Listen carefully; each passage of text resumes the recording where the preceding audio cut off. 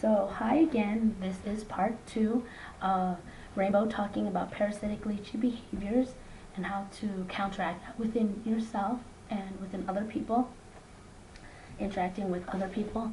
So I left off on boundaries, what we will allow and not allow into our lives, because we can't just be a victim and blame everyone on everything in the world all around us saying that they did us wrong. We have to take responsibility and say, well, I allowed this into my life. I was a victim, and I will now change that. I will get out of it, and I'll be more empowered because now I know what I'm dealing with.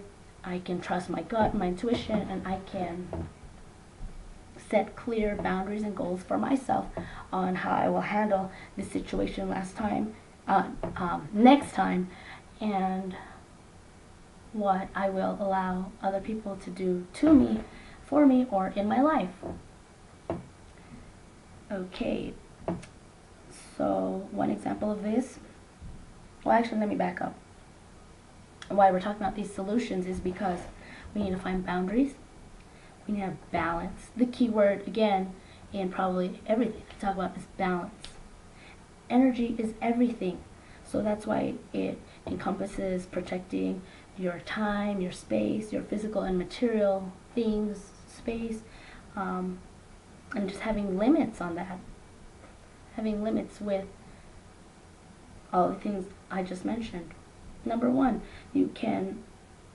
first example, you can allow a person to live in your house, but set the ground rules. Don't let them just leech or mooch off of you and stay indefinitely in your house when you are working and they just have their lazy ass, stinky ass bum laying on your couch like you're feeling bad because you don't know when they're going to leave, and they don't even look like they're looking for a job to get ready to leave.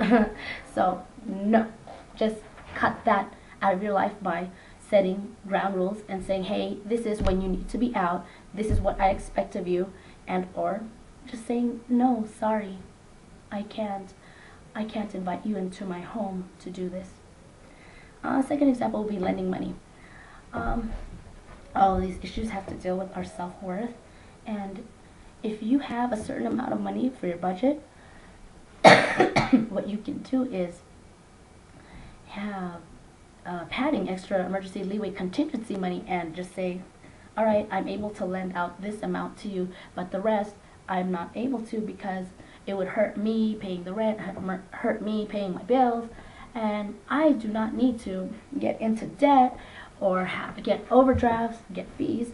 I do not need to be punished because of your predicaments or your irresponsibilities that you couldn't even take care of your own financial situation. So again, you can either just say, no, I'm not able to lend you money, or no, I don't want to, or just say, well, I can lend you out this much and pay it back when you need to, or pay it back in these installments by this date, these dates, whatever feels comfortable for you, and you have the power to make an agreement. I'm not saying that the person will actually pull through and do it and be responsible and hold their end of the bargain, which is probably why they're in this situation in the first place. The third example, time limits. Oh my God, have you ever had someone on the phone just yapping your ear away, and you felt like, oh, you're hungry, you need to go, you know, you need to do something else, and they're just yapping. Or one time I was younger, when I was living in my mom and dad's house, I actually had this Bible, okay, I'll say Bible thumper. She wasn't so forceful, but she was very passionate. I've experienced the forceful ones too, and they just bug, they get on my nerves. I got a free Bible from her, and I had to give her my time of 30 to 45 minutes just talking to her on my doorstep, not inviting her into my house, just for that free Bible. See guys, not everything free is always worth it, because I didn't really want it. At that time I had the programming that anything free, take it. But no. Everything free is not always what it's cut out to be. There are no free booty calls. Just thought I'd throw that in there. Nothing is ever free. even a child's love or respect. When you buy them things and you let them walk all over you, ooh, you need to earn their respect. You can't just keep buying and spoiling and giving them these physical, material things or taking them to Chuck E. Cheese. No. Okay. Anyways, I was talking about time limits and I got off tangent. Time limits. Have you ever experienced wasting time because whether you're at work or having social gatherings with your friends or friend, and you just feel like, why is this person late? Or why am I late? Why am I wasting my time waiting for them? Or why are they making so many mistakes that instead of meeting for only 1 hour, or getting something that they said would only take 1 minute, takes 10 minutes, takes 1 hour. Wow. And you're not getting paid for that lost time, precious time. You need people who don't respect time. They don't respect a lot of things. They don't respect themselves, their time, their space, their energy, their money. You know, they don't guard or hold their life or their time as something precious.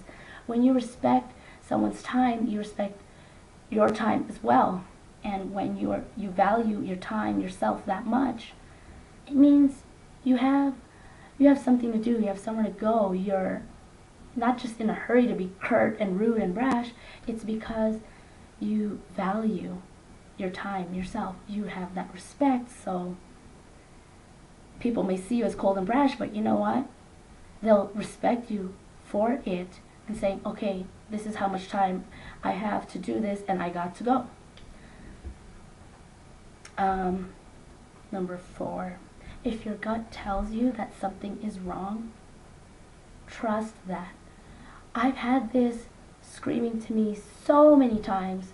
One of my prior spiritual teachers, when I first saw her picture on a photo, an actual hard copy photo, something was screaming in my head, she's ugly, she's ugly. And I had this vision. I saw her as a leech.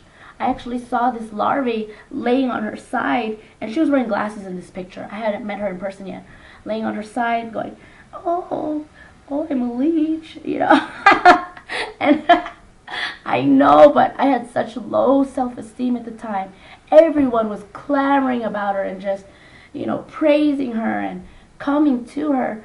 And I'll tell you what, I surpassed her. She used and abused me. She chewed me up, spit me out, all this and that. And I grew from that. That was one of the worst experiences in my life. But thank you, sister, because I grew from that. And if I can help it, I will never let that happen to me again. I did not trust my gut. It was telling me, she's a leech. And it was literally, there was this voice in my head screaming, she's a leech, she's a leech, she's ugly, she's ugly. So I endured this abuse for a couple years until I was strong enough to leave her and say, oh my God, I couldn't accept or face the facts of what she was really doing to me on many, many, many levels, whether it be financial, psychic, emotional, time, space, energy, just everything, verbal abuse. You know, I went through that. I took it. I was a victim, but I grew out of it, and I'm more empowered. So I have to thank her for that. Everyone and everything has their time and purpose, has their reason for being, whether we may perceive them as negative, positive, or neutral. So there are times where I don't know why I have to trust my intuition, and when things slow down, like I said, I'll confront it, I'll fix it, get more clarity and fix it the next day with myself and or that person or situation that was bothering me, because I'll have time to reflect it the night before and or meditate instead of just running around with a chicken with no head and, you know, just not knowing why is this not feel right. But